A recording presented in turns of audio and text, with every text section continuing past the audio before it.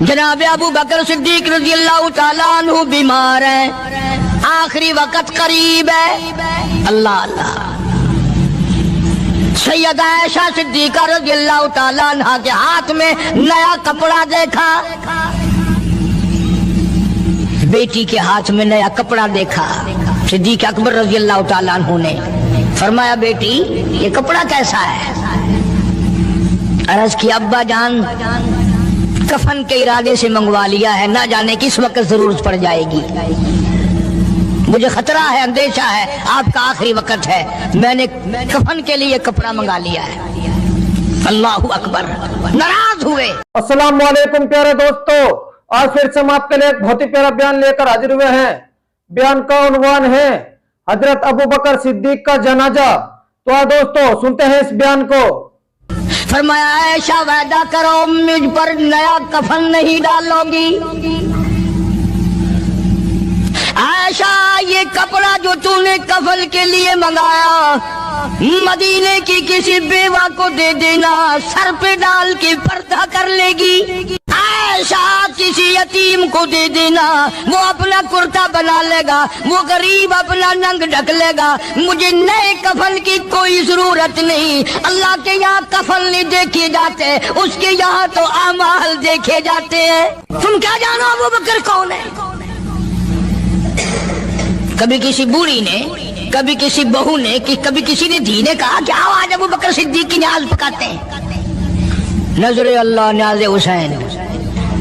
नबी के यार का नाम ना लेना कभी भी।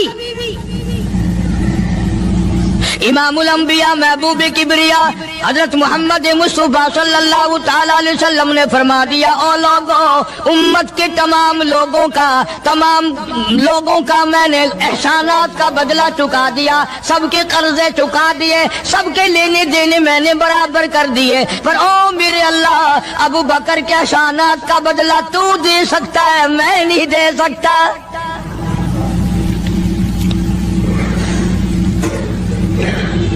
सारा घराना बड़ा अजीब है, घर का घर बड़ा अजीब है। हिजरत फरमाकर तशरीफ ले गए नबी करीम सबका जो सल्लल्लाहु अलैहि वसल्लम की ज़ात अक़दस के साथ तशरीफ ले गए। सिद्दीक अकबर का वालिद जिंदा है, अबू कुहाफा बूढ़ा है, आंखों से नाबीना है, अभी ईमान नहीं लाया हिजरत वाली रात तक, बाद में लाया है। लाठी के सहारे घर आया, पता तो चल गया ना कि रात चला गया नबी के साथ मेरा बेटा, और आके पोतियों को कहने लगा, क्यों अस्मा जी दादा जान, मेरा तो अपना ख्याल ये है, कोई टेडी, कोई पैसा, कोई कपड़ा, कोई गल्ला तुम्हारे लिए नहीं छोड़ के गया होगा। बावजूद काफिर होते हुए उस वक्त तक अबू बकर का वालिद मुसलमान नहीं, लेकिन जानता है कि मेरे बेटे को नबी की इतनी मोहब्बत है, वो इतना कुर्बान है, वो इतना परवाना है और इस कदर जानिसार है, कोई शय घर में नहीं छोड़ के गया होगा। सैयदा अस्मा रज़ी अल्लाह तआला अन्हा, छोटी सी बच्ची है सिद्दीक अकबर की, कहती है कि मैंने एक हीला बनाया, हमारे यहाँ दीवार में एक आला सा मेरे वालिद ने बना रखा था, उसमें पैसे रखते थे, तो मैंने वहाँ ये मिट्टी के टूटे हुए बर्तनों के ठिप पर डाल दिए और ऊपर कपड़ा डाल दिया, और मैंने अपने दादा से कहा, नहीं दादा जान, अब के तो अब्बा जी ने हद कर दी, बहुत सारा माल हमारे लिए छोड़ के गए हैं। उन्होंने कहा, बेटी मेरा यकीन नहीं पड़ता, वो नबी के बगैर एक पैसा तो क्या, वो अपनी जान पीछे रखने को तैयार नहीं। उन्होंने कहा, नहीं दादा जरा आओ तो सही। कहती हैं कि मैंने अपने दादा का यूं हाथ पकड़ के, दिखता तो था नहीं, उस कपड़े के ऊपर ऊपर फेर दिया कि देखिए ये आला है ना, ये ताक झाला कि सब भरा पड़ा है। ये कहने लगा, अच्छा अच्छा अच्छा, बहुत अच्छा किया, तुम्हारा गुजारा हो जाएगा, मुझे बड़ा फिक्र था, मुझे बहुत परेशानी थी, अब मैं बेफिक्रा हो गया कि तुम्हारे लिए तुम्हारा अब्बा खाने पीने के लिए तो छोड़ गया। सैयदा अस्मा कहती है, हालांकि जिस वक्त मैंने ये कार्रवाई करके दिखाई, हम 2 दिन के भूखे थे।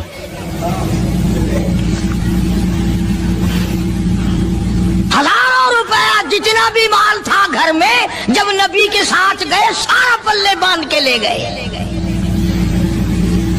ना जाने कहां काम आएगा।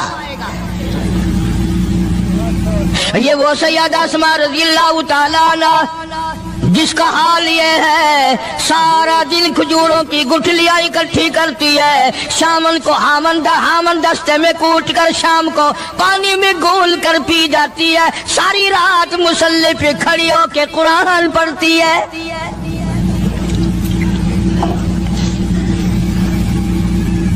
عجیب قسم کا گھرانہ ہے صدیق اکبر رضی اللہ تعالیٰ عنہ کا۔ غربت نہیں تھی، سارے کا سارا قربان کر کے غربت بنا دی۔ نہیں دیکھا آل کو، نہیں دیکھا مال کو، نہیں دیکھا اپنی جان کو، سب کچھ قربان کر دیا۔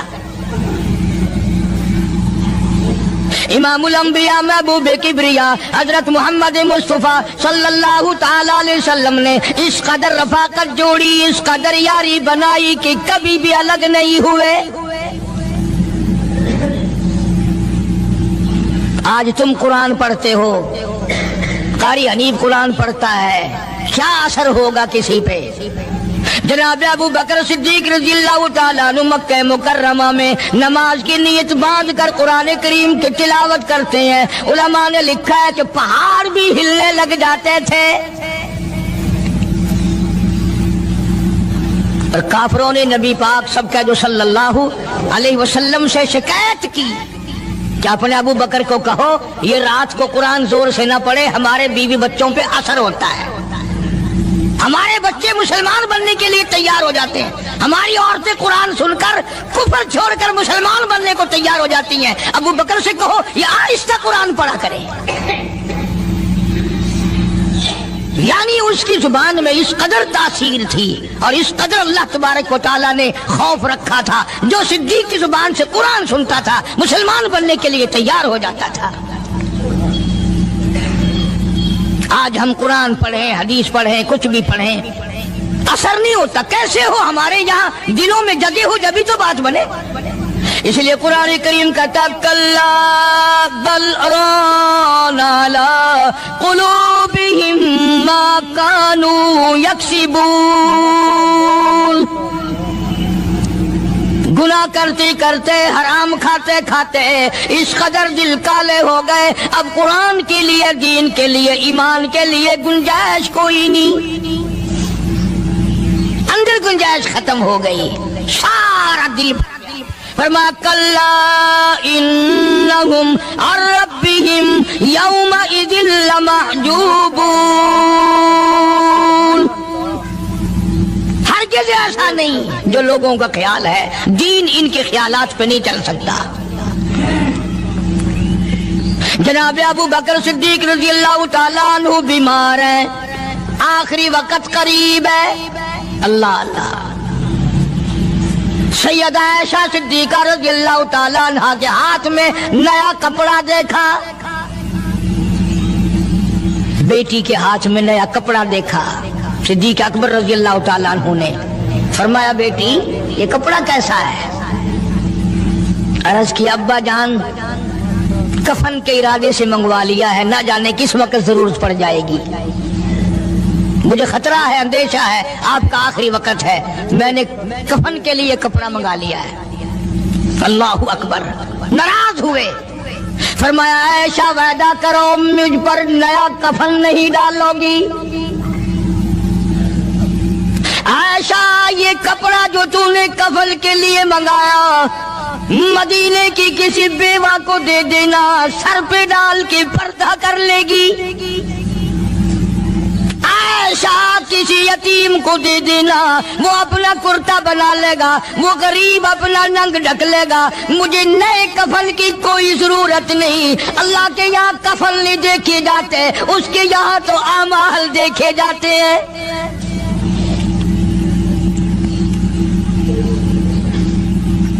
حضرت عائشہ رضی اللہ تعالیٰ عنہ نے اصرار کر دیا، ابا اجازت دے دو، اب تو میں نے منگا لیا ہے، اب تو میں نے منگا لیا ہے، دنیا کیا کہے گی؟ وقت کا حکمراں، وقت کا بادشاہ، نبی کا جانشین کو کفن بھی نہیں ملا۔ پھر دوسرا رخ اختیار کیا ہے صدیق اکبر سب کا جو رضی اللہ تعالیٰ عنہ، فرمایا عائشہ او میری بیٹی نبی کریم صلی اللہ تعالی علیہ وسلم کا آخری وقت تیری گود میں آیا، تیرے سامنے آیا، تو نے آقا مدنی صلی اللہ علیہ وسلم کا آخری وقت دیکھا۔ حضرت عائشہ رونے لگی، ہاں میں نے دیکھا، سب کچھ مجھے معلوم ہے، پر اے عائشہ شہنشاہ کائنات کا کفن بتا۔ اس مدنی کریم صلی اللہ علیہ وسلم کا، دو جہان کے بادشاہ کا، یتیموں کے وارث کا، بیواؤں کے سہارے کا، دو جہان کے سردار، دو جہان کی رحمت حضرت محمد کریم صلی اللہ علیہ وسلم کا کفن بتا۔ حضرت عائشہ رونے لگی، عرض کی ابا جان، جن کپڑوں میں سرکار اس دنیا سے تشریف لے گئے ان کپڑوں میں 12 پیوند تھے، 12 ٹاکیاں تھی۔ فرمایا عائشہ پھر تیرا کیا خیال ہے، میرا محبوب ٹاکیوں میں گیا ہو میں نئے پہن کے جاؤں؟ جن کپڑوں میں میری وفات ہو یہی میرے کفن میں استعمال کرنا، یہی کپڑے مجھے کفن میں دے دینا جو میرے جسم پہ ہیں، اس لیے کہ جب میں اپنے آقا سے ملوں گا تو شرمندگی نہ ہو۔ اور آج ذہن یہ ہے کہ میت کے کپڑے کو ہاتھ بھی نہ لگانا، پہننا تو درکنار، ہاتھ لگانے کو تیار نہیں، گھر میں رکھنے کو تیار نہیں، یوں لکڑی سے اٹھا کر پرے پرے پھینکتے ہیں، آگ لگاتے ہیں، نہلانے والے کو دے دیتے ہیں، وہ بھی نہیں پہنتا، یوں ہی گلیوں میں نالیوں میں پھینک جاتا ہے۔ نہ تیرا باپ مرا، جب تجھے نفرت ہے کپڑوں سے، مردہ نوانے والے کا وہ ماما لگتا ہے، وہ کیوں پہننے؟ عرض کرنے کا مقصد یہ کہ ان حضرات کی زندگی تو دیکھو، اور وفات شریف سے پہلے 2.5 برس جو وظیفہ لیا، جو تنخواہ لی سرکاری خزانے سے، خیبر کی زمین بیچ کر صدیق اکبر رضی اللہ تعالیٰ عنہ نے 2.5 برس کی تنخواہ کا حساب کر کے وہ ساری تنخواہ جو لی تھی بیت المال میں واپس داخل کر کے پھر دنیا سے رخصت ہوئے۔ جو تنخواہ لی تھی 2-2.5 سال میں وہ ساری کی ساری واپس کر دی جناب ابو بکر صدیق رضی اللہ تعالیٰ عنہ نے، کہ میں مسلمانوں کا پیسہ کھا کے نہیں مرنا چاہتا، چاہے تنخواہ کے طور پر تھا، کل قیامت میں میرے لیے رکاوٹ نہ بن جائے۔ آج مجھے اور آپ کو تو یہ تلاش بھی نہیں کہ اپنا حلال کے پیسوں سے کفن تو بنا کے رکھ لیں۔ ایئر کنڈیشن کا ہر وقت ذکر ہے، گھر میں ہونا چاہیے، فریج ہونا چاہیے، پنکھے ہونے چاہیے، یہ ہونا چاہیے، کار ہونی چاہیے، موٹر ہونی چاہیے، یہ ہونا چاہیے، اور کبھی گھر میں یہ ذکر بھی ہوا کہ حلال کا کفن بھی ہونا چاہیے۔ وہ کدھر سے آئے گا؟ اس کے لیے کون انتظام کرے گا؟ کون ہم نے گھر میں پیدا کر رکھا ہے جو اس وقت یہ بات دیکھ کر کفن لائے گا؟ اس لیے قرآن کریم نے اعلان کر دیا، لوگوں اپنا سب کچھ پاک صاف بن کے دنیا سے جاؤ، اپنا بدن بھی پاک ہو، عمل بھی پاک ہو، پیٹ بھی پاک ہو، کفن بھی پاک ہو۔ ان ساری میں وہ بات کرتا ہوں جس سے نہ دیوبندی بچے، نہ بریلوی بچے، نہ شیعہ بچے، نہ سنی بچے۔ موت کا جھٹکا تو سب کو لگنا ہے نا، اور ایسا لگتا ہے لاکھوں برس تک منہ کڑوا رہتا ہے۔ جناب صدیق اکبر رضی اللہ تعالیٰ عنہ نے وہ تنخواہ جو لی تھی ساری زندگی میں وہ بھی بیت المال میں واپس کر دی، اور تمام کے تمام لوگوں کے حقوق چکا دیے۔ باقی جو بات رہی وہ سیدھی سیدھی کمتر مرحوم کہتا ہے، آجا صدیق دا اسلام تے قرضہ بقایا ہے، آجا صدیق دا اسلام تے قرضہ بقایا ہے، جتا جس دے ہاتھوں اس آخری زمین دسایا ہے، وصولی دا نہ چنتا نہ لکھوایا صحابہ نے۔ مدنی کریم صلی اللہ تعالیٰ علیہ وسلم کے جانثار، نبی کا یار، نبی کا وفادار، ہر وقت کا ساتھی اسی غم میں رہتا ہے، اور وصیت کی کہ مجھے غسل دینا، میرے انہی کپڑوں میں دفن کرنا، اور فرمایا میرا جنازہ اٹھا کر حجرے مبارک کے سامنے لے جانا، حجرے عائشہ کے سامنے لے جانا، توجہ کرنا، نیند نہ کرو۔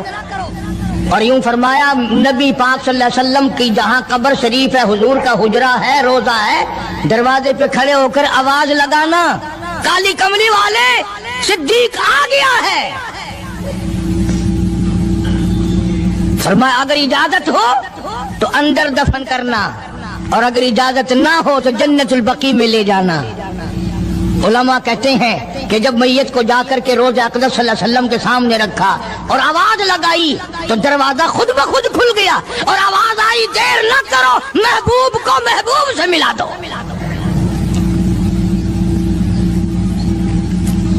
کیا شان ہے ان لوگوں کی، کیا عظمت ہے ان لوگوں کی، ساری زندگی اس محبت میں، عظمت میں، اکرام میں گزاری جو اس کائنات میں کوئی اس قدر اکرام کر نہیں سکتا۔ مدینہ پاک میں ایک وقت ایسا بھی آیا کہ دشمنوں نے مدینے کے گورنر کو گانٹھ لیا، اس کو رشوت دی، پیسے دیے، اور کہا کہ ہمیں اجازت ہونی چاہیے، ہم روضہ اقدس کو کھود کر ابو بکر صدیق اور فاروق اعظم کی لاشیں نکالنا چاہتے ہیں یہاں سے۔ چنانچہ حاکم وقت نے پیسے کھا کر اجازت دے دی۔ شمس الدین سراج ایک بزرگ ہے جو اس وقت مدینہ پاک یعنی روضے کے متولی ہیں، مسجد نبوی کے متولی ہیں، گنبد خضرا صلی اللہ علیہ وسلم کے محافظ اور نگہبان ہیں۔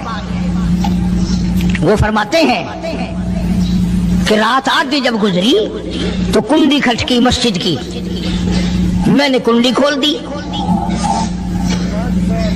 تو مجھے حکم ملا کہ تم خاموش رہو، اگر آواز نکالو گے سر اتار دیا جائے گا۔ ایک آدمی اندر داخل ہوا، دوسرا داخل ہوا، تیسرا آیا، کسی کے ہاتھ میں کسی، کسی کے ہاتھ میں گنتی، کسی کے ہاتھ میں ٹوکری، کسی کے ہاتھ میں تسلا مٹی اٹھانے والا، سب کے سب یوں لے کر داخل ہو رہے ہیں۔ اور مجھے یہ کہا گیا کہ یہ جو کچھ کرتے ہیں روکنا نہیں، کسی کو بتانا نہیں۔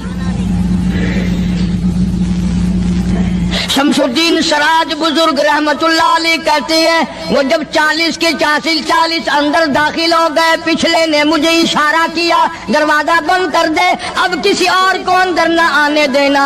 وہ اللہ والا کہتا ہے مجھے بتا تو دیا گیا تھا دونوں جلیل القدر صحابہ حضرت شیخین کی بے ادبی کریں گے، قبر کھود دیں گے، ان کی میت نکال لیں گے۔ فرماتے میں نے دروازہ بند کر دیا، میں سجدے میں گر گیا، مولا او میرا بس نہیں، میرا کوئی چارہ نہیں، میری حکومت نہیں، میری فوج نہیں، میرا لشکر نہیں، میرے پاس توپ نہیں، میرے پاس لشکر نہیں، او میرے مولا میں نے سنا ہے جیسے نبوت کا محافظ تو ہے، اسی طرح صدیق کی صداقت کا، فاروق کی عدالت کا بھی تو ہی نگہبان ہے۔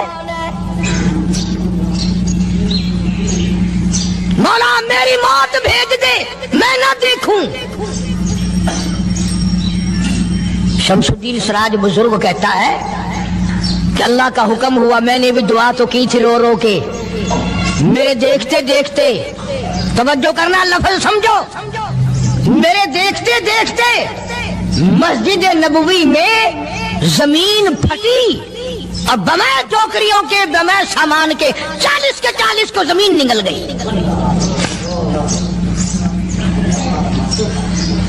اللہ تم سب کو مدینہ پاک جانا نصیب فرمائے۔ وہ جو قالین بچھے ہوئے ہیں نا، کسی پرانے عرب سے اب بھی پوچھ لینا، لمبا کالا کالا نشان لگا ہوا ہے، یہ نشانی ہے کہ وہ کالے جو تھے نا اندر کے کالے، وہ سب یہاں کا رکھ ہوئے ہیں، یعنی خدا صدیق اکبر کا، فاروق اعظم کا، نبی کے یاروں کا اتنا بڑا محافظ ہے، جو بدنیت سے آئے تھے ان سب کو زمین نگل گئی۔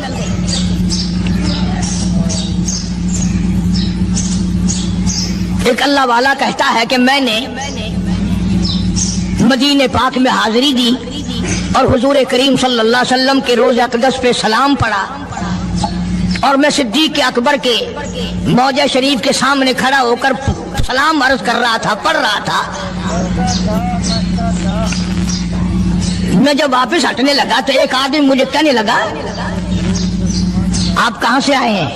اس نے بتایا کہ میں فلاں جگہ سے آیا ہوں۔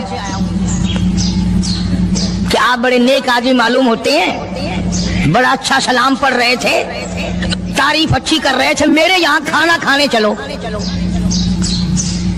اللہ والا کہتا ہے کہ میں اس کی باتوں میں آ گیا کہ چل بھائی، مدینے کا آدمی ہے، مدینے کا آدمی ہے، دعوت کر رہا، انکار کروں تو سنت کے خلاف، انہوں نے کہا چل بھائی، لے گیا۔ اور وہاں جا کر ایک مکان میں اس اللہ والے کو بند کر کے، کوٹڑی میں اس کو زنجیروں میں باندھ کر اس کی زبان کاٹ دی۔ تو نے صدیق کی اتنی تعریف کیوں کی؟ اور پھر چھوڑ دیا کہ جا صدیق سے ٹھیک کرا کے دکھا۔ اللہ کے نیک برگزیدہ بندے، مقبول ترین بندے، اللہ والے، اللہ کے ولی، بزرگان دین رحمہم اللہ علیہ مجمعین کے واقعات اور مختصر سے حالات اس نیت سے عرض کر رہا تھا کہ ہمیں بھی اپنے گریبان میں جھانکنے کا موقع ملے، ہم لوگ بھی یہ سوچیں کہ یہ اللہ والے تھے، پیٹ بھی تھا، نفس بھی تھا، بیوی بھی تھی، بچے بھی تھے، پیاس بھی لگتی تھی، بھوک بھی لگتی تھی، کپڑا بھی درکار تھا، سردی گرمی بھی آتی تھی، ان لوگوں نے اللہ کی رضا کیسے حاصل کی؟ نیت میری کسی کی تردید مقصود نہیں، سمجھانے کے لیے کہتا ہوں، جیسے سڑک پہ پیدل آدمی چل رہا ہو اور پاس سے کار گزرتی ہے تو دل میں خیال آتا ہے کہ میرے پاس بھی کار ہوتی۔ ان اللہ کے نیک بندوں کو دیکھ کر میں اور آپ کیوں نہیں سوچتے کہ میں بھی اللہ کا نیک بندہ بن جاتا؟ کوٹھی بنگلہ دیکھ کر، لمبا چوڑا کاروبار کارخانہ دیکھ کر آدمی کے دل میں آتا ہے یارو یہ کارخانے دار ہے، میں اس کا مزدور ہوں۔ تیرے دل میں یہ بات کیوں نہیں آتی کہ میں نماز بھی نہیں پڑھتا اور فلانا ساری رات سویا ہی نہیں؟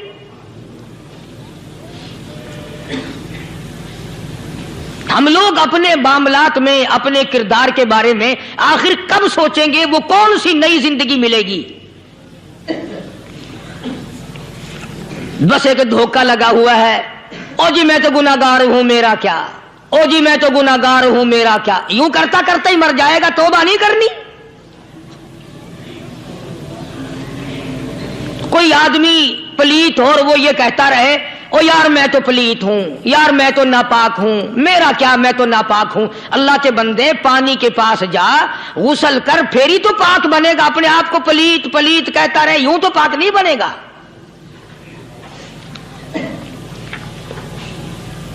یہ اللہ والے جو ہوتے ہیں آدمی کے اندر کو ٹھیک کرتے ہیں۔ جیسے ڈاکٹر کہتا ہے کہ اگر بلڈ پریشر کے مریض ہو تو نمک نہ کھاؤ، شوگر کے مریض ہو تو میٹھا نہ کھاؤ، بادی کے مریض ہو تو آلو نہ کھاؤ۔ اللہ والا کہتا ہے اگر تمہارے اندر شرک کی بیماری ہے تو خدا کے دروازے کے سوا کہیں نہ جاؤ۔ اللہ والے اندر کا علاج کرتے ہیں، روحانی علاج کرتے ہیں، اس بیماری کا علاج کرتے ہیں جو قبر میں کام آئے گی۔ جب اللہ والوں کی مجلس میں بیٹھو گے تو وہ تمہیں یہ بتائیں گے کہ نبی کی سنتوں کے پھول چھوڑ کر بدعت کے کانٹوں کی طرف نہ جاؤ۔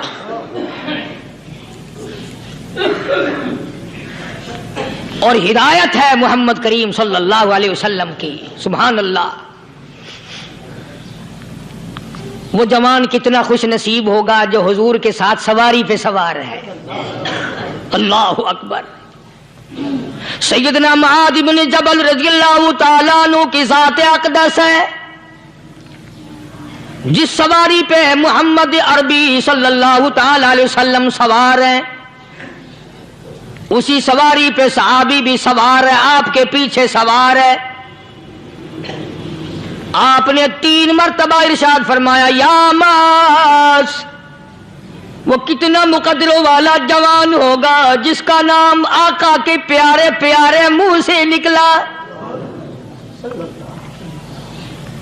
فرمایا یا ماس، او ماس، عرض کیا لبیک و سعدیک.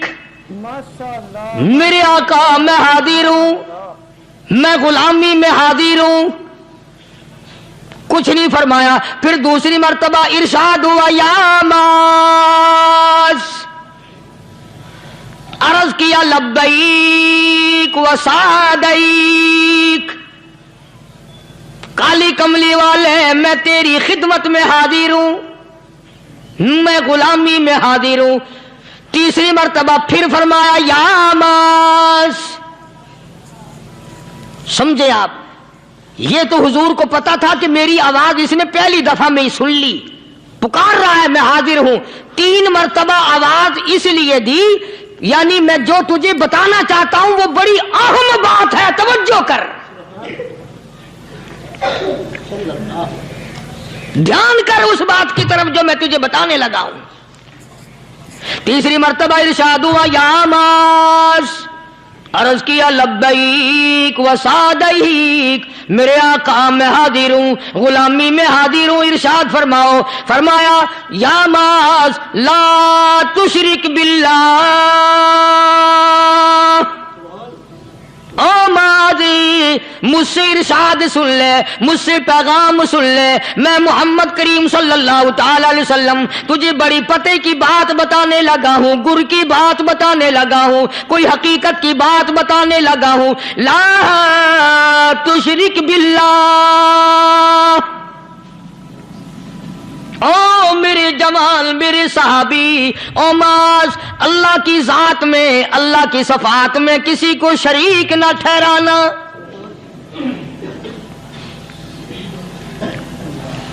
کسی کو بگڑی بنانے والا نہ سمجھنا، کسی کو پریشانی دور کرنے والا نہ سمجھنا، زندہ کرنے والا، مارنے والا، فقیر بنا دینے والا، فقیر کو شہنشاہ بنا دینے والا اس کے سوا کوئی نہیں. چلو ہو گئی بات، فرما دیا آپ نے کہ شرک نہ کرنا. اب ہماری بات سنو، ابھی حدیث کا جملہ باقی ہے جو محمد عربی صلی اللہ علیہ وسلم کی زبان مبارک سے نکلا. اہم بات باقی ہے، ٹھیک ہے فرما دیا، لیکن اب سوال کرو سرکار مدینہ صلی اللہ علیہ وسلم سے کہ جی اگر کوئی مصیبت کی وجہ سے کر بیٹھے، اگر کوئی پریشانی کے عالم میں آ کے کر بیٹھے، کوئی دکھوں کا مارا ہوا کر بیٹھے، تو صاف فرما دیا. فرمایا او ماز ان قتلتا،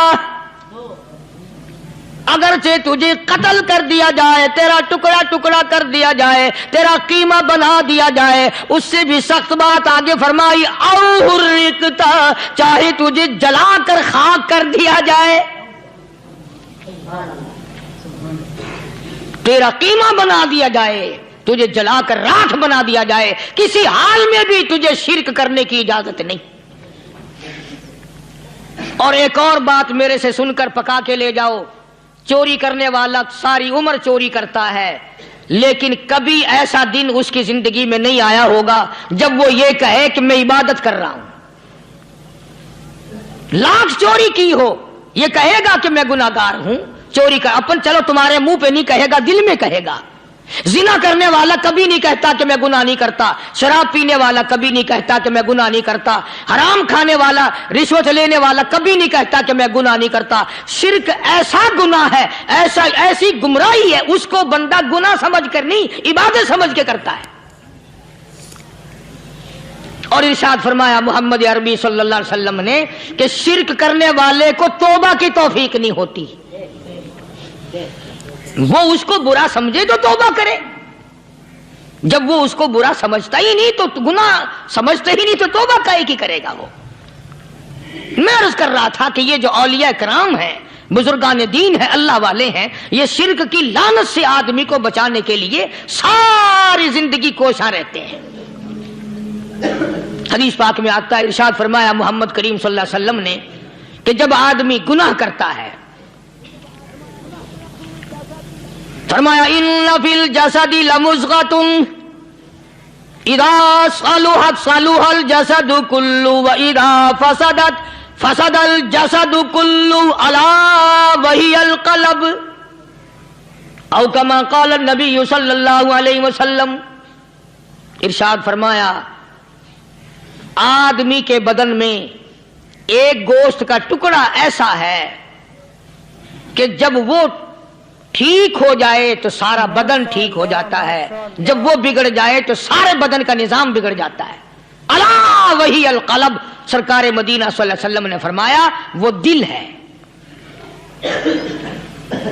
دل آدمی کا سنور جائے تو سارا کچھ سنور گیا، دل بگڑ گیا تو سب کچھ بگڑ گیا. ریاکاری دل سے پیدا ہوتی ہے، تکبر دیکھنے میں نہیں آتا، دل میں پیدا ہوتا ہے. فخر دل میں پیدا ہوتا ہے، عجب اور خودبینی دل میں پیدا ہوتی ہے. تو آقا مدنی صلی اللہ علیہ وسلم نے فرمایا کہ آدمی کا دل جو ہے وہ سفید ہوتا ہے، بالکل سفید ہوتا ہے. جب بندہ گناہ کرتا ہے تو ایک چھوٹا سا سیاہ کالا نقطہ اس کے دل پہ لگ جاتا ہے، پھر دوسرا گناہ کرتا ہے، پھر دوسرا نقطہ لگ جاتا ہے، پھر تیسرا گناہ کرتا ہے، پھر تیسرا نقطہ دل پہ لگ جائے، حتیٰ کہ اس کا دل سارا کالا ہو جاتا ہے. اور جب سارا دل کالا ہو جاتا ہے تو اس کے دل کے اندر پھر حق سمجھنے کی گنجائش نہیں رہتی. پھر وہ اتنا بگڑتا ہے کہ خلاف شرع کام کو وہ عبادت کہتا ہے، پھر وہ ڈھول دھماکے کو عبادت کہتا ہے، پھر وہ چمٹا کھڑکانے کو عبادت کہتا ہے، پھر وہ نشہ کرنے کو عبادت کہتا ہے، پھر وہ نماز نہ پڑھنے کو عبادت کہتا ہے، پھر وہ قرآن کے قریب نہ آنے کو عبادت کہتا ہے. حالانکہ بزرگوں کا یہ طریقہ کار نہیں. سائیں توکل شاہ صاحب سبقت رحمت اللہ علیہ، امبالے شہر میں مزار ہے. حضرت کے واقعات میں لکھا ہے کہ جب کوئی عالم، جب کوئی قاری، جب کوئی بزرگ قرآن پڑھتا یا کچھ بیان کرتا، اگر قرآن پڑھتا غلطی کرتا، ہاں یہ بات سمجھ لو کہ سائیں شاہ صاحب جو تھے ان پڑھ تھے، عالم نہ تھے، پڑھے ہوئے نہیں تھے، لیکن اگر کوئی قرآن کی آیت غلط پڑھتا تو سائیں شاہ صاحب جو تھے وہ کہتے کہ تو نے غلطی کی ہے. اور اگر کوئی حضور کریم صلی اللہ علیہ وسلم کی حدیث پاک پڑھتا، اس میں کوئی غلطی کر دیتا تو شاہ صاحب فرماتے کہ تو نے غلطی کی ہے. تو ایک دن مولویوں نے، عالموں نے، قاریوں نے مشورہ کر لیا اور کہنے لگے آؤ شاہ صاحب سے پوچھیں گے کہ ان کو یہ پڑھے ہوئے تو ہے نہیں، ان کو پتہ کیسے چلتا ہے آیت غلط پڑھی گئی یا حدیث پاک غلط پڑھی گئی، ان کو پتہ کیسے چلتا ہے. تو اللہ والے کی خدمت میں پہنچے اور جا کے یہ سوال کر دیا، اللہ والے سے یہ سوال کر دیا. آپ سب سبحان اللہ کہو تو میں آگے جواب بتاؤں. اللہ اکبر، اللہ اکبر، کیا شان ہے اللہ والوں کی. فرمایا تم نہیں جانتے جب کوئی قاری قرآن صحیح پڑھتا ہے، عالم حدیث پاک صحیح بیان کرتا ہے، میں دیکھتا ہوں، میری آنکھوں کو نظر آتا ہے، اس کے سر سے لے کر آسمان تک نوری فرشتوں کی قطار بند جاتی ہے.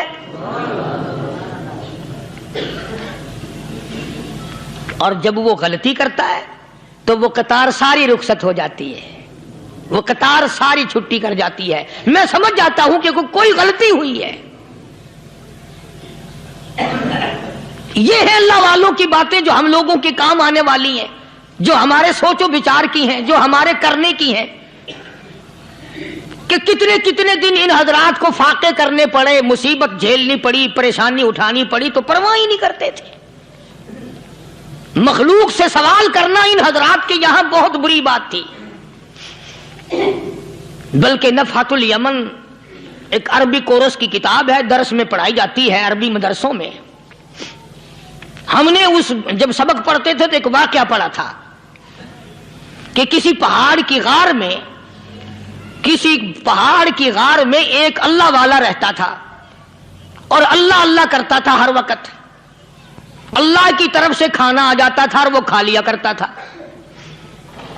تو خدا امتحان بھی کرتا ہے، آزمائش بھی کرتا ہے. دعا کیا کرو اللہ ہماری آزمائش نہ فرمائے. ہم لوگ آزمائش کے قابل کہاں ہیں. تو اللہ پاک نے جب اس اللہ والے کی آزمائش فرمائی تو 3 دن تک کھانا نہ آیا. 3 روز تک کھانا نہیں آیا. جب نہیں آیا تو بھوک نے ستایا, اور جب بھوک نے ستایا تو پریشانی ہوئی, اور جب پریشانی ہوئی تو دل میں خیال آیا کہ اب میرے لیے سوال کرنا جائز ہو گیا, اب تو میں بالکل بھوک نے تنگ کر دیا مجھے. تو پہاڑ سے نیچے اترے اور جا کر کے ایک مکان پہ سوال کر دیا, اور سوال یہ کیا کہ اللہ نام پہ مجھے کھانا چاہیے. ان گھر والوں نے 3 روٹیاں دے دی, ان گھر والوں نے 3 روٹیاں دے دی, اور یہ اللہ کا ولی لے کے چل دیا. تو جس گھر سے 3 روٹیاں ملی تھی ان کے یہاں ایک کتا بھی تھا, وہ اس ولی کے پیچھے پیچھے لگ گیا, اور بھونکار قریب تھا کہ کاٹ کھائے پھاڑ کھائے. اللہ کے ولی نے سوچا کہ یہ تو بڑا ظالم کتا پیچھے لگ گیا, 1 روٹی اس کو پھینک دوں, 2 مجھے کافی ہو جائیں گی, یہ پڑا اس کی ہلے لگ جائے گا, مشغول ہو جائے گا, میں نکل جاؤں گا. یہ کتاب کی بات ہے, حدیث کی نہیں. تو نفحۃ الیمن کتاب میں واقعہ یوں لکھا کہ کتا 1 روٹی کھا کے پھر بھاگ کے اس ولی کو مل گیا, اور بہت بھونکار کاٹنے کے قریب ہوا. تو پھر اللہ کے ولی نے سوچا کہ یار 1 ہی روٹی کافی ہو جائے گی, یہ تو پھر ظالم پیچھے ہو گیا. اس نے دوسری روٹی بھی اس کو پھینک دی.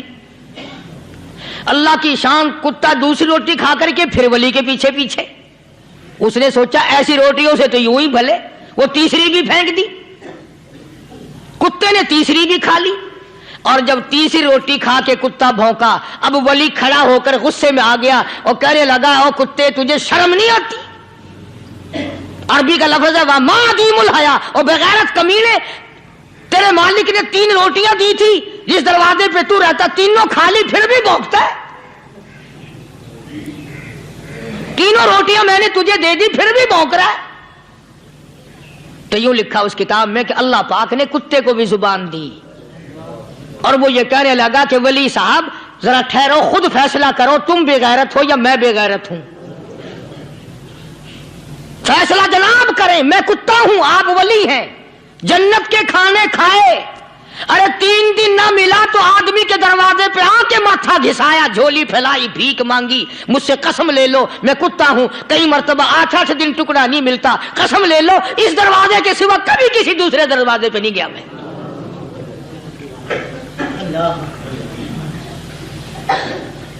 تجربہ کر لو, 3 دن کتے کو ٹکڑا ڈالو, 4تھے دن دم ہلا کر تمہارے پاؤں میں لٹے گا. ساری عمر گزر گئی اس مالک کا دیا ہوا کھاتے ہوئے پیتے ہوئے, آج بھی تجھے اس مالک کا دروازہ سمجھ نہیں آیا.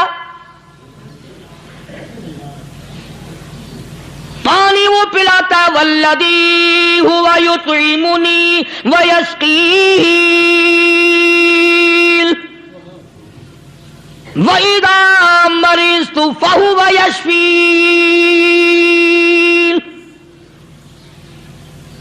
کتنا کھلاتا ہے, کتنے اعلیٰ درجے کے کھانے کھلاتا ہے, طرح طرح کے کھانے کھلاتا ہے. پالا اس نے, سنبھالا اس نے, زندگی اس نے دی, اولاد اس نے دی, خوبصورت بیوی اس نے دی, گھر آباد اس نے کیا. تھوڑی سی پریشانی آ گئی, اب جا کے قبر کے سامنے جھکا کھڑا ہے, اس مالک سے میرا کام نہیں چلا, او 4 گز زمین میں پڑنے والے, تو میری حاجت روائی کر دے.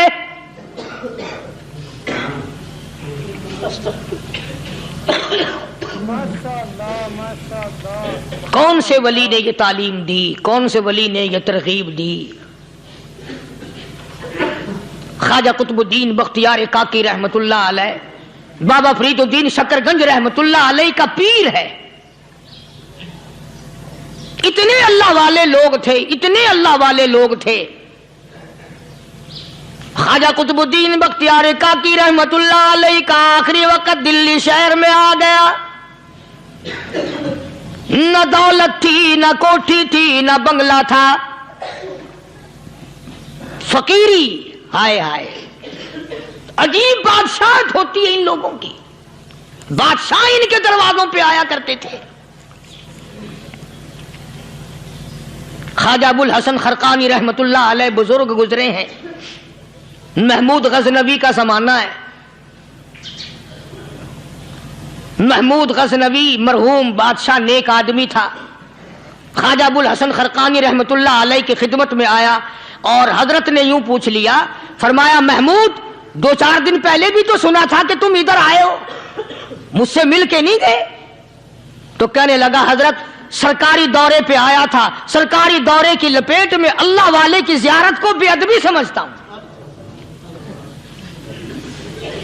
اللہ والے کی زیارت کرنے آؤں، کام کوئی اور لے کر آؤں اور اللہ والے کی زیارت کروں؟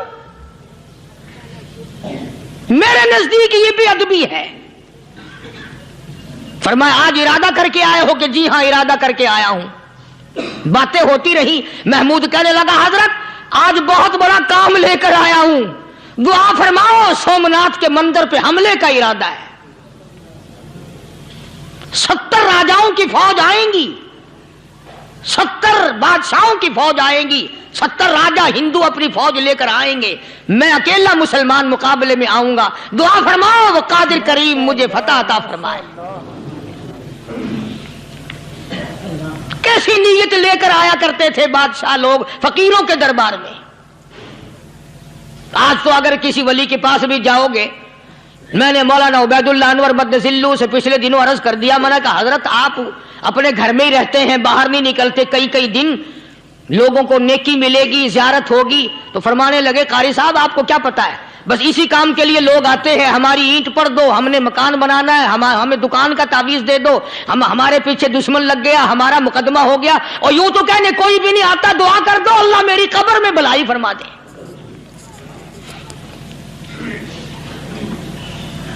تو محمود غزنوی نے خواجہ ابوالحسن خرقانی سے درخواست کی کہ آپ دعا فرمائیں۔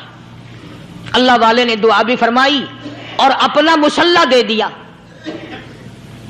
یوں فرمایا محمود جب مشکل وقت آ جائے اس مسلح پہ کھڑے ہو کر 2 رکعت نماز ادا کرنا۔ پتہ چلا کہ اللہ کی مدد جو ہے وہ نماز کے ساتھ ہے۔ میں تمہیں بھی بتاتا ہوں، ولی تو میں نہیں، جب بھی کوئی پریشانی آئے، جب بھی کوئی تکلیف آئے، فرمایا استعینوا بالصبر والصلاۃ،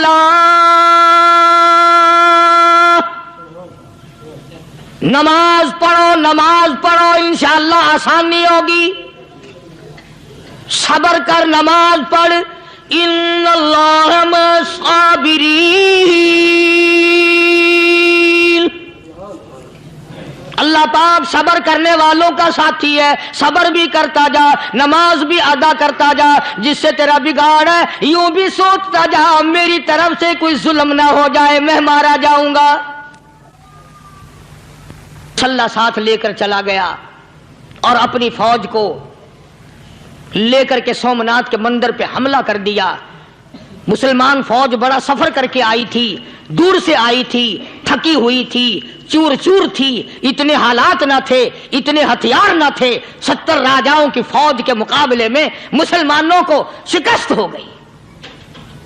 محمود غزنوی کو خبر دی گئی بادشاہ شکست ہو گئی۔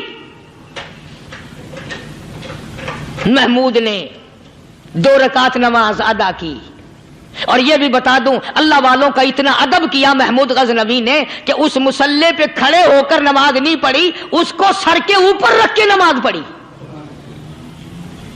مسلح اللہ والے کا سر پہ رکھ لیا اور نماز پڑھی خدا کے حضور میں، اور پھر سر سجدے میں رکھ دیا، میرے پروردگار بے نیاز خالق و مالک، میں گناہگار سہی، میں سیاکار سہی، میں تیرا بندہ ہوں، او میرے مولا مقابلہ کفر سے ہے، حق پرستوں کی نہ کی تو نے گر دل جوئی نہیں، تانا دیں گے بت کے مسلم کا خدا کوئی نہیں، او میرے پروردگار آج مجھے ذلیل نہ کر، آج میری شکست نہ کر، آج مسلمانوں کو شکست نہ دے، اور بے نیاز پروردگار کافر کہیں گے ان کا خدا کہاں گیا۔ بس محمود غزنوی نے اللہ کے حضور میں نماز ادا کی اور دامن پھیلایا اور سر سجدے میں رکھا، وہ اطلاع ملی کہ شکست فتح میں بدل گئی۔ چنانچہ جمعے کا خطبہ محمود غزنوی نے سومناتھ کے مندر کے اندر دیا۔ اس اس قدر اللہ والوں کو دلچسپی تھی ان معاملات سے کہ قوم کے لیے بھلائی ہو، ملک کے لیے بھلائی ہو، عوام کے لیے آخرت کی دنیا کی بھلائی مقصود تھی۔ خواجہ قطب الدین بختیار کاکی رحمت اللہ علیہ دلی شہر میں رہتے ہیں، بادشاہوں کا زمانہ ہے۔ اللہ اللہ کیا عجیب لوگ تھے۔ آج تو اچھے بھلے دیندار طبقہ نماز پڑھانے والوں کو نماز کے، غسل کے، وضو کے مسائل معلوم نہیں۔ دوستو ایسا وقت تھا سلطان صلاح الدین خلجی رحمت اللہ علیہ کو بادشاہ ہو کر عربی کی بہت بڑی 4 جلدوں میں کتاب ہے ہدایہ بادشاہ صلاح الدین خلجی کو زبان نہیں یاد تھا، اتنی بڑی عظیم کتاب زبان نہیں یاد تھی۔ وہ بادشاہ بھی ہوا کرتے تھے اور ولی بھی ہوتے تھے۔ سلطان عالمگیر رحمت اللہ علیہ بہت بڑا بادشاہ ہو کر، اورنگزیب ہے، عالمگیر ہے، اتنا بڑا عظیم بادشاہ، مگر حضور کریم صلی اللہ علیہ وسلم کی 5000 حدیث پاک اس بادشاہ کو زبان نہیں آتی، اور قرآن کا حافظ تھا، قرآن کا قاری تھا، قرآن کا عالم تھا، قرآن کا مفسر تھا،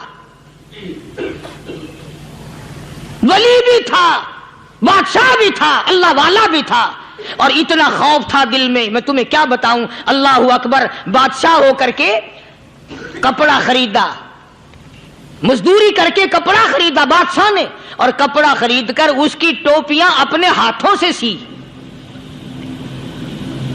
عالمگیر رحمت اللہ علیہ نے اس کی ٹوپیاں اپنے ہاتھوں سے سی، اور چاندنی چوک دلی میں کھڑے ہو کر فروخت کی، بیچی، 6-7 روپے جمع کر کے ایک تھیلی میں بند کر کے اوپر لکھا عالمگیر کا کفن ان پیسوں سے خریدا جائے۔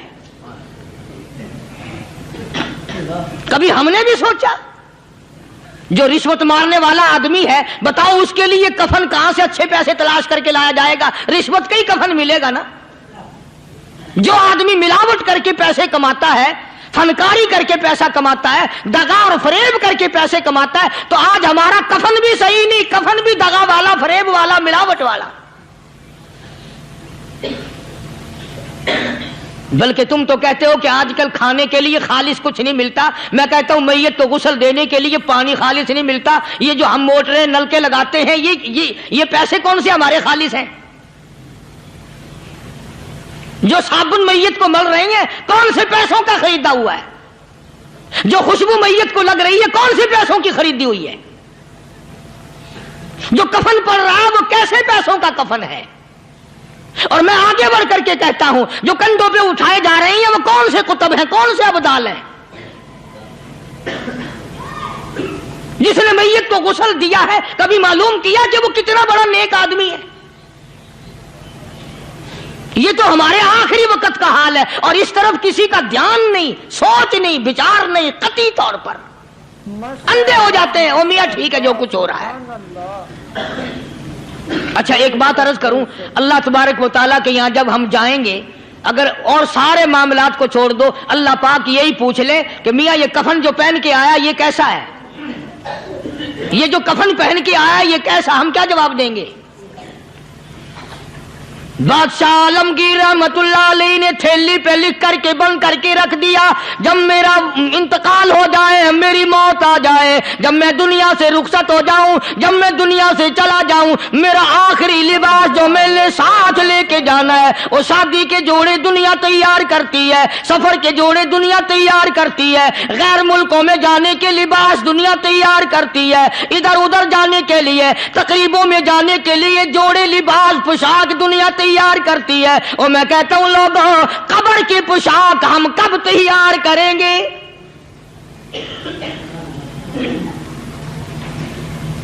عالمگیر رحمت اللہ علیہ نے خود اپنے کفن کا انتظام کر کے رکھ دیا۔ ہمارے گھروں میں تو اگر کفن کا ذکر کرو تو گھر والے بھی منہ بنائیں گے، چھوڑو تم نے کفن کی باتیں بنانی شروع کر دی ابھی سے ہی۔ اور ایک اور عرض کروں، کفن بھی مقدر والوں کو ملتا، کئیوں کو ملتا ہی نہیں۔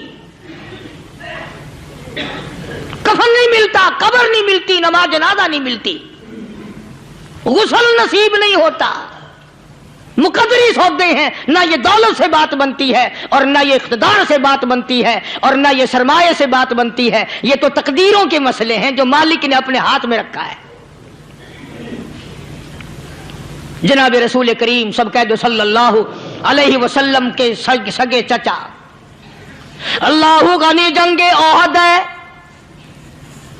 امام الانبیاء محبوب کبریا حضرت محمد مصطفیٰ صلی اللہ تعالی علیہ وسلم کو خبر دی گئی آپ کی حالت بھی زخمی ہے، آپ کا چہرہ انور زخمی ہو گیا، آپ کے چہرے میں خود جو سر پہ اوڑھ رکھا تھا اس کے حلقے کڑیاں چہرے انور کے اندر چلی گئی، نکلتی نہیں، نکالنا چاہتے ہیں، نکلتی نہیں، نکالنے کی کوشش کرتے ہیں۔ ابو عبیدہ بن جراح رضی اللہ تعالیٰ عنہ نے دانتوں میں پکڑ کر وہ حلقہ زنجیر والا کھینچ لیا۔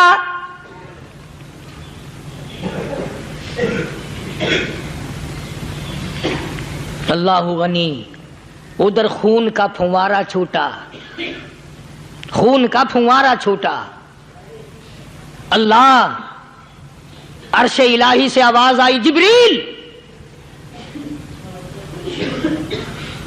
پل جھپکنے کے برابر جبریل ساری دنیا کا نظام طے کر سکتا ہے۔ توجہ، اللہ نے آواز دی، جبریل، عرض کیا حضور، فرمایا یاد رکھ اگر میرے محبوب کا خون زمین پہ گر گیا تو پھر تو جبریل کا آئے گا۔ سدرۃ المنتہا سے سکنج کو بڑی چیز ہوتی ہے، پل جھپکنے سے پہلے جبریل نے آ کر اس خون کو سنبھالا ہے۔ اتنی عظمت ہے سرکار مدینہ صلی اللہ علیہ وسلم کی اللہ تبارک و تعالیٰ کے یہاں اور ہر پیغمبر کی۔ ابراہیم علیہ السلام کو وقت کے بادشاہ نے منجنیق میں بٹھا کر یوں آگ میں پھینک دیا، اس منجنیق میں سے، پنگوڑے میں سے خلیل نکل چکا، آواز آئی جبریل، جواب ملا حضور کہ میرا خلیل کو کیا ہوا؟ حضرت جبریل کو حکم ہوا یاد رکھ اگر خلیل کا ایک بال بھی جل گیا تو جبریل کس کام کا؟ اللہ تبارک و تعالیٰ کے فرشتے نے پہلے پہنچ کر آگ پہ پر بچھا دیے۔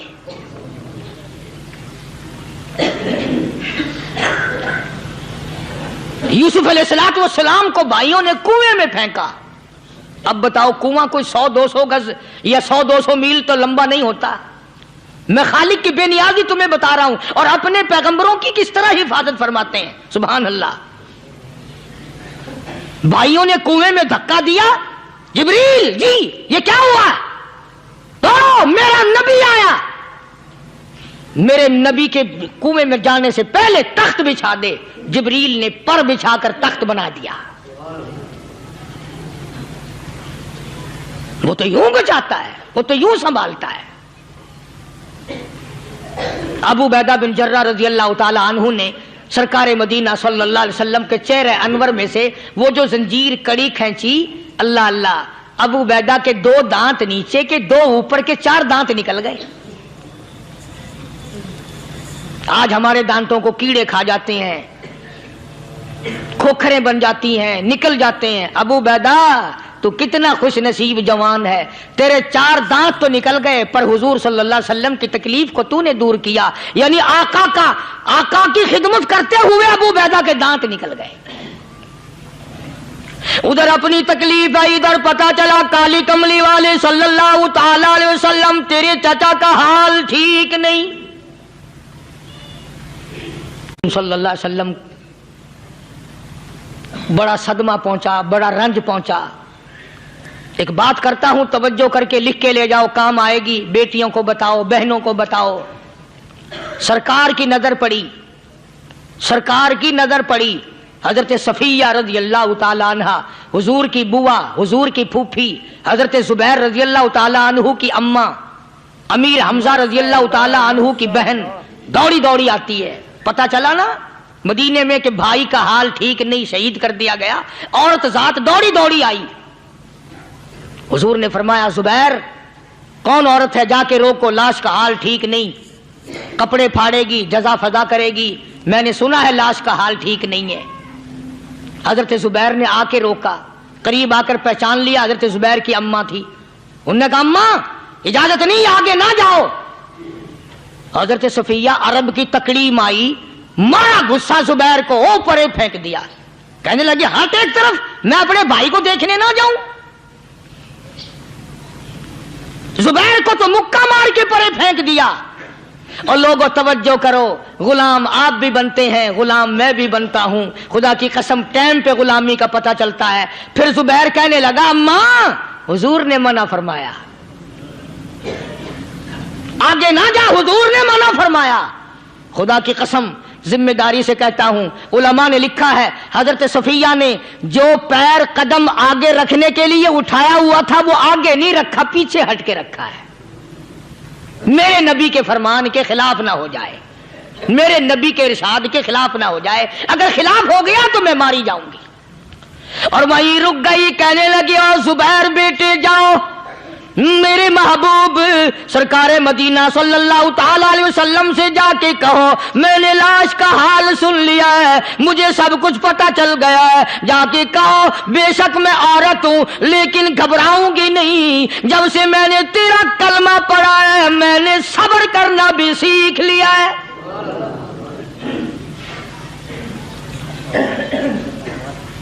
मैं ज्यादा फदा न करूंगी, मैं कपड़े न फाड़ूंगी, मैं रोना धोना नहीं करूंगी। मदनी करीम सल्लल्लाहु अलैहि वसल्लम को हजरत जुबैर ने जाके बता दिया, मेरी अम्मा यूं कहती है, फरमाया फिर बेशक इजाजत है जाए।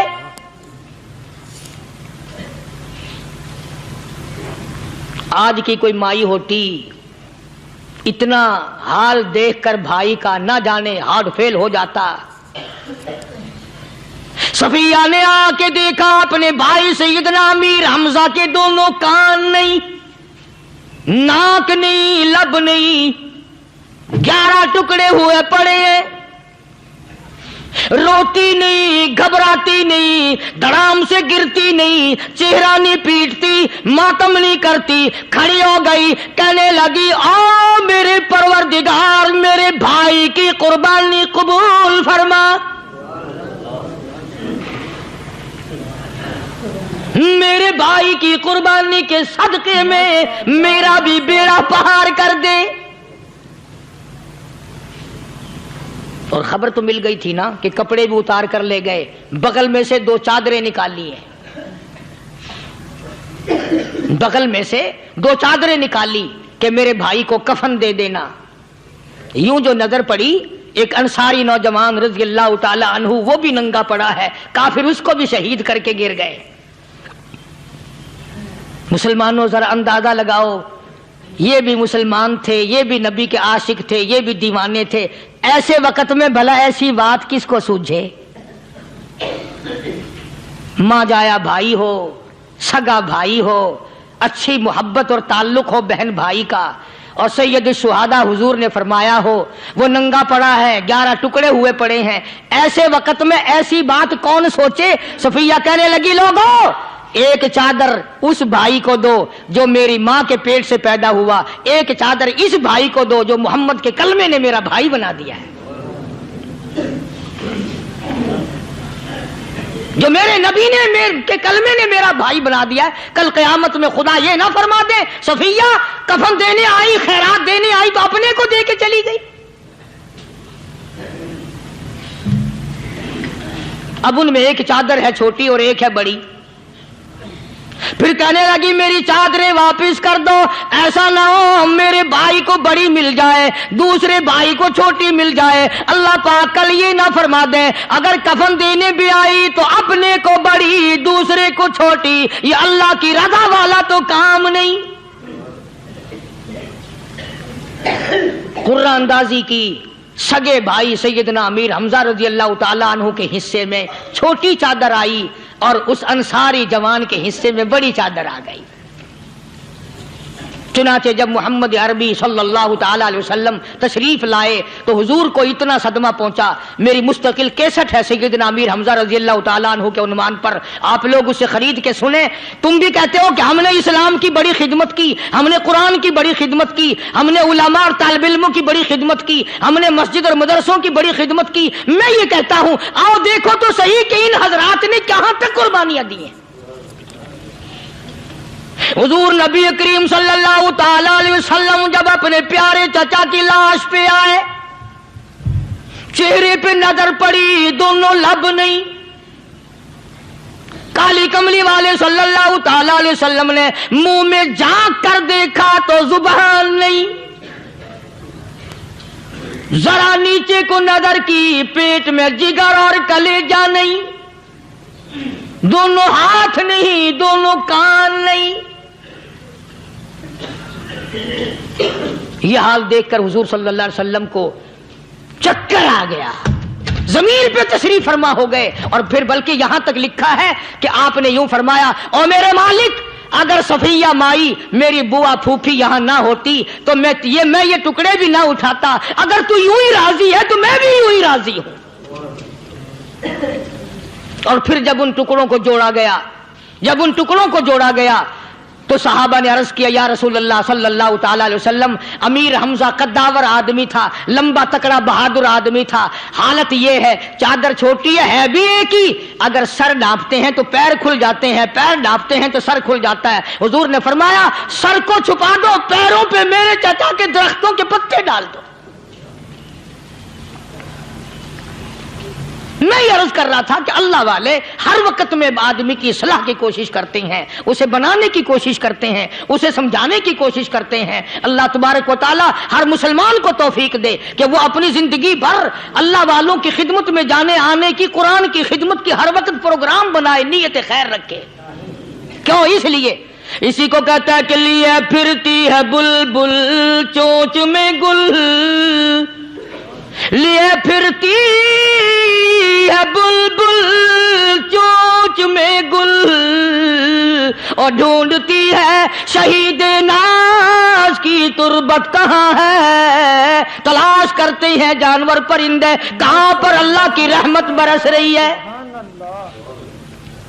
तो हमें भी अल्लाह की रहमत का तालिब होना चाहिए, अल्लाह की रहमत का मुतलाशी होना चाहिए। अल्लाह पाक मुझ पे और आप सब पर, सारी उम्मत पर अपना करम फरमाए। आसमानी किताबें नाजिल फरमाई, उसी को लोग ज्यादा चमकाते हैं।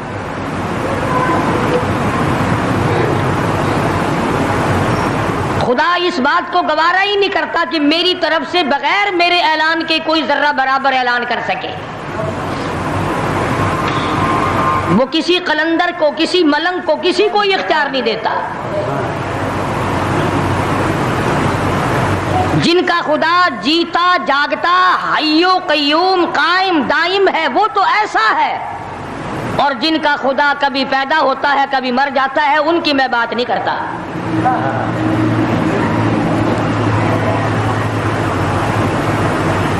परवरदिगार आलम ने एक तरीके का सवाल कर दिया, अगर तुम मेरे मामलात में शरीके कार बनते हो तो आओ फिर एक नाखून बना के दिखाओ, एक बाल बना के दिखाओ, दरख्त का एक पत्ता बना के दिखाओ, पत्थर का एक रोड़ा बना के दिखाओ, मिट्टी का एक जर्रा बना के मेरे सामने लाओ। परवरदिगार आलम ने फरमाया, चलो तुमसे गाय क्या बनवाऊंगा, भैंस क्या बनवाऊंगा, बकरी क्या बनवाऊंगा, जमीन व आसमान तुम क्या बनाओगे, चांद सूरज सितारे क्या बनाओगे, इंसान तो बनाना तुम्हारे बस का काम कहाँ है। लाई यखलुकू ज़ुबाबा, तुम मुझे मक्खी का एक पर बना के तो दिखाओ।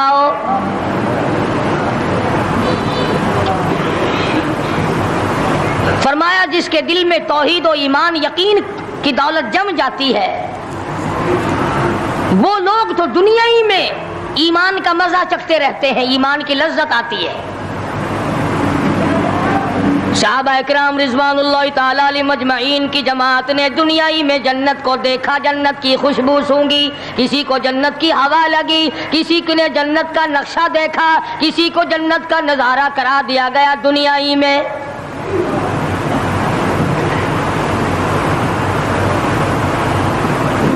खुश नसीब थे वो लोग जिन्होंने मेहनत से अपनी आखिरत को बनाया, अपनी कब्र को बनाया, अपनी तमाम तर जिंदगी में कभी बेफिक्री से बसर ना की, रात को सोचा, दिन को सोचा, सुबह को ख्याल किया, शाम को ख्याल किया।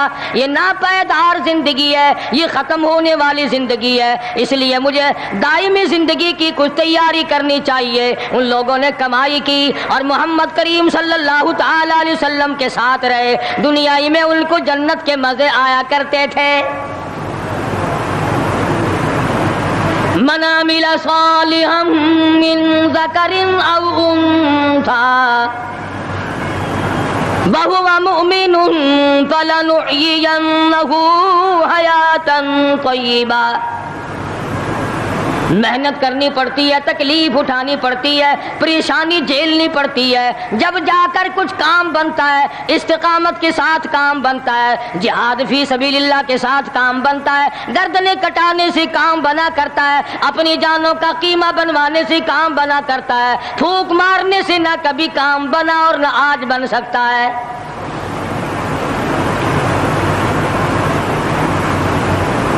उलमाए किराम में बेशुमार लोग इस किस्म के आए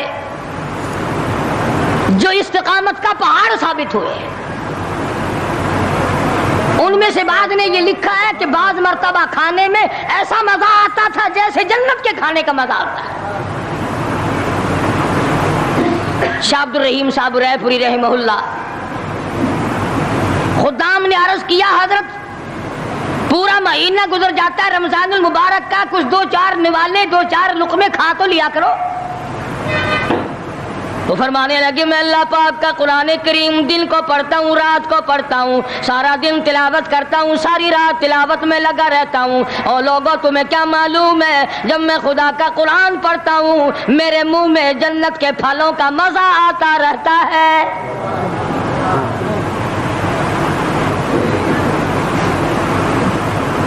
सहाबी है मदनी करीम सल्लल्लाहु ताला अलैहि वसल्लम का, ओहद पहाड़ की तरफ जा रहा है। एक दूसरा सहाबी सामान लेके लेने के लिए वापस आ रहा है। वो जाने वाला पूछता है किधर चला, कहता है मुझे फलाना काम है। पूछा तुम कहाँ चले, कहता रब्बे दुल जलाल की कसम ओहद पहाड़ से जन्नत की खुशबू आ रही है।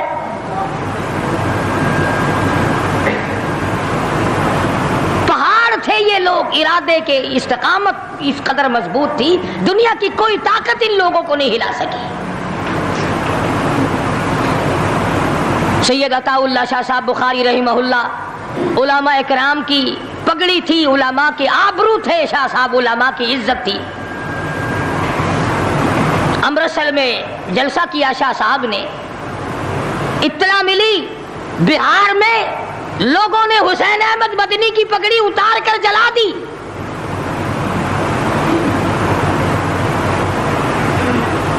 बुखारी ने जलसा किया, लोगों ने जुस्तजू आना निगाहों से देखा कि आज बुखारी स्टेज पे नंगे सर क्यों आया। फरमाया हाँ हाँ, जो कुछ निगाहों से पूछ रहे हो समझ गया हूं, तुम यही कहते हो ना कि मैं नंगे सर क्यों आया हो, जब हुसैन अहमद की पगड़ी तुमने उतार दी। बुखारी ओढ़ कर आने वाला कौन होता है। आज तक देखो इन बिहारियों को, तुम कहां कहां ये धक्के खाते फिरते हैं। मौलाना हुसैन अहमद मदनी रहमतुल्लाह अलैह की पगड़ी उतारी, पैरों के नीचे बली और जला दी, दाढ़ी में शराब फेंकी, बेइज्जती की, पत्थर मारे। जो सबसे आगे था सुबह को तालाब में नहाने गया, पैर ऊपर है सर नीचे है, लोग कहने लगे बल्ले बल्ले इतना लंबा सांस, बहुत देर हो गई। जब आधा दिन गुजरा, लोगों ने जाके देखा हजरत दुनिया से तशरीफ ले जा चुके थे, वो मर चुका था, पांव ऊपर सर पानी में डूब के मर गया। इस तरह से गरक किया खुदावंद आलम ने, क्या मेरे वली की तौहीन करने वालों तुम बच के नहीं जा सकते।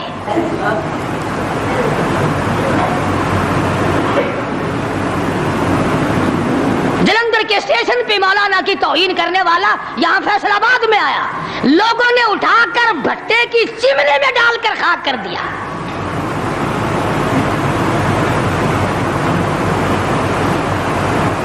अल्लाह वालों की तौहीन बशर्ते अल्लाह वाला हो।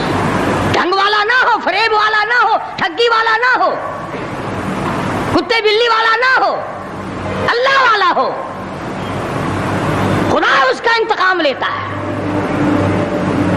کلکتے میں مولانا ابوالکلام آزاد رحمہ اللہ کی بیگم بیمار ہے، مولانا ابوالکلام آزاد رانچی جیل میں ہے۔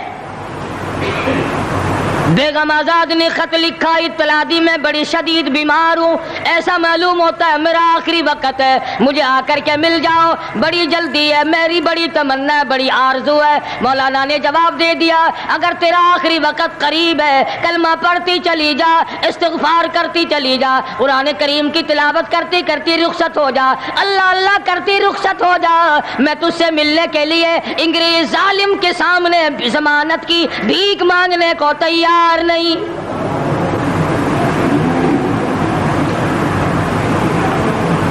آج یہ جو علماء کی توہین کرتے ہیں، کبھی اخباروں میں لکھ کر فلاں مخالف تھا پاکستان کا، تم نے پاکستان کا کون سا کندھا دے رکھا ہے، تم نے پاکستان کا کیا سنوارا، تم نے پاکستان کا کیا بنایا، آدھا پاکستان بیچ کے کھا گئے اور تمہیں پوچھنے والا کوئی نہیں۔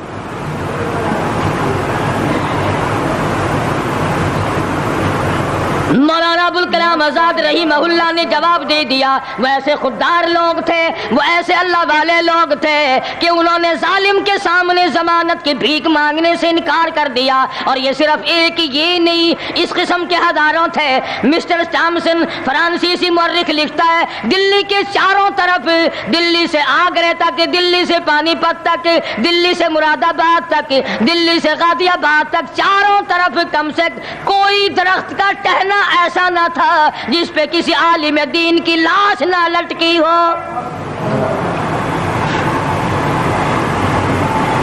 اور چوری کھانے والوں تمہیں کیا پتا ہے، پاکستان کو بھون بھون کر کھانے والوں تمہیں کیا پتا ہے، پاکستان کی قوم کا چمڑا اڈھیڑنے والوں تمہیں کیا معلوم ہے، پاکستان کی آبرو برباد کرنے والوں تمہیں کیا معلوم ہے، پاکستان کی عزت کو تباہ کرنے والوں تمہیں کیا معلوم ہے کہ علماء کرام کا کیا کردار ہے۔ 400 عربی مدرسے تھے دلی کے چاروں طرف، ایک بھی طالب علم باقی نہ رہا، نہ ناظم کو رہا، نہ محتمم رہا، تمام کے تمام پڑھنے والے، پڑھانے والے، اساتذہ بھی، طالب علم بھی، تمام کے تمام انگریز ظالم سے ٹکرا کر شہید ہو گئے۔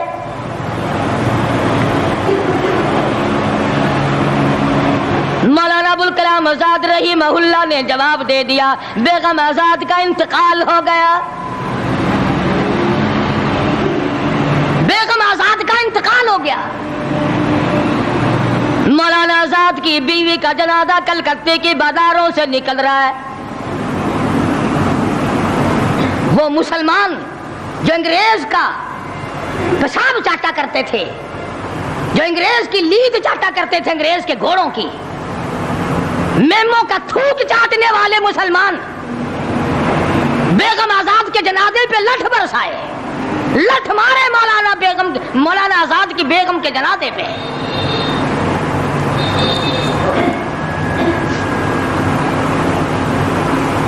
بجائے ایک اللہ والی کے جنازے میں شرکت کرتے۔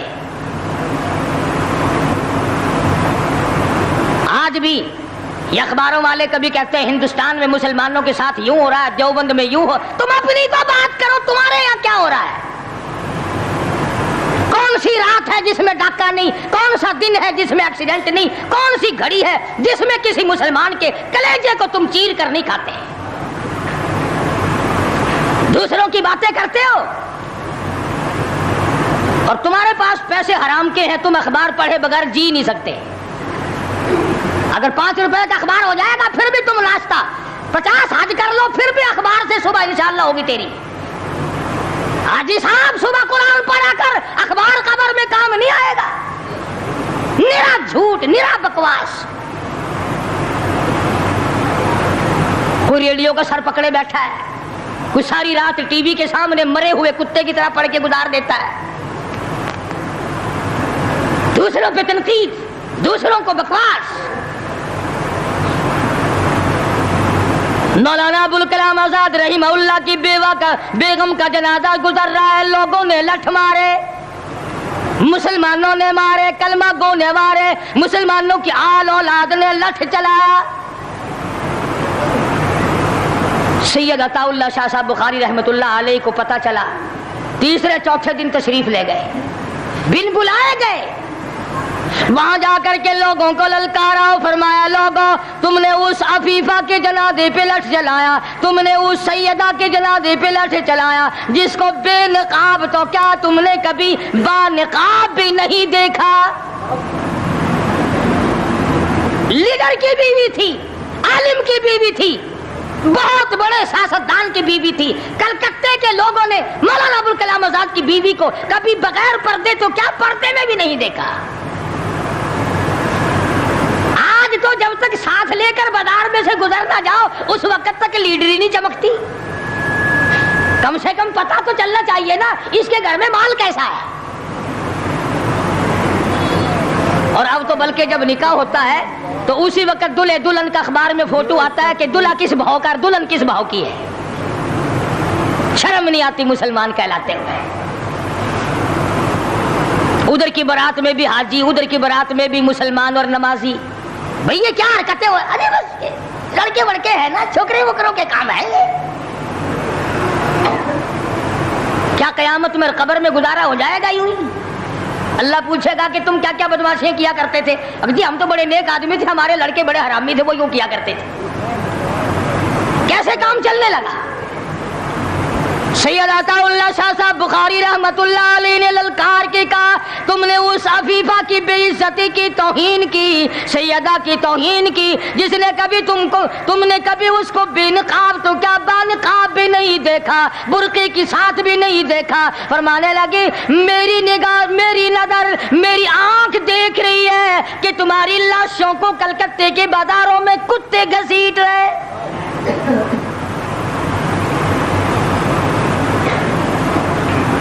ہفتہ نہیں گزرا، 8 دن نہیں گزرے کہ ہندو مسلم فساد ہوا اور مسلمانوں کی لاشوں سے کلکتے کا بازار بھرا۔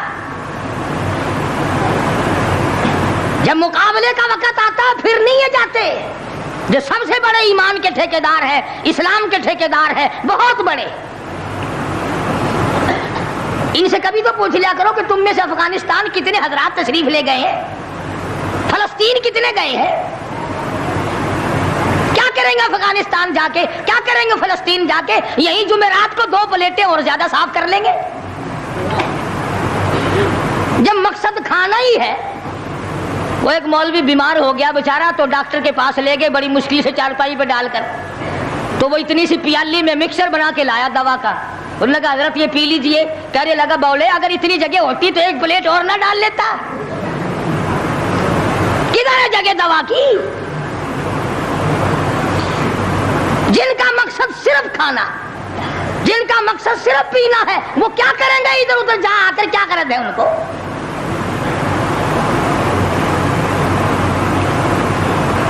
شیخ العربی والا جم حضرت مولانا سید حسین احمد صاحب مدنی رحمت اللہ علیہ جیل میں ہے، انگریز کی مخالفت کرتے ہوئے، دشمنی کرتے ہوئے جیل میں ہے۔ آپ کو اطلاع دی گئی مولانا تمہاری والدہ انتقال کر کے جنازے پہ آ جاؤ، اماں کا آ کر منہ دیکھ لو، کندھا دے دو، ساری عمر کے لیے تمہاری والدہ کا چہرہ چھپ جائے گا۔ مولانا نے جواب دیا ایک والدہ کا، ایک بھاوج اور بھابھی کا، بھتیجی اور بہنیں مولانا مدنی کے جیل میں رہتے رہتے 6 جنازے گھر سے نکلے، 6 جنازے گھر سے نکلے۔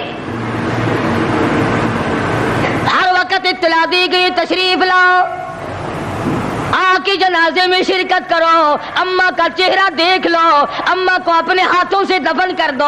مولانا نے جواب دیا الحمدللہ اللہ پاک نے مجھے توفیق بخشی ہے، میں یہیں بیٹھا دعا کروں گا، او میری والدہ اللہ کے یار رخصت ہو جا، اللہ تیری قبر کو جنت کا باغ بنائے، اللہ پاک آخرت بہتر بنائے، دنیا سے ایمان کی دولت ساتھ لے جانے کی توفیق عطا فرمائے، پر میں تیری زیارت کے لیے، میں تیرے جنازے میں شرکت کے لیے انگریز ظالم سے ضمانت کی بھیک مانگنے کو تیار نہیں۔